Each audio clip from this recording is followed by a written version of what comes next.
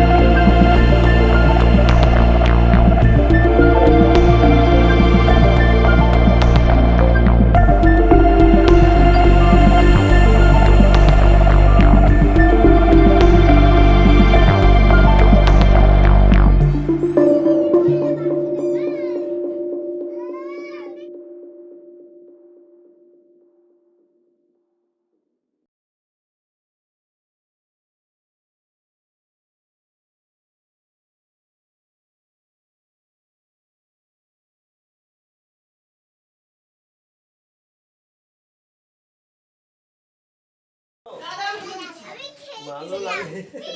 ও ডাল ভাত খেয়েছে, ডাল ও শুধু ডাল আর মাংস না রাই দেখেছো আস্তে বাবা আস্তে আস্তে উঠে উঠে উঠিও না। পাখাটা চলছে, বস চুপ করে বস, সবাই খাচ্ছে, বসো, তোমাদের খাওয়া গেছে, এখন বড়রা খাচ্ছে না, ওরকম রাফায়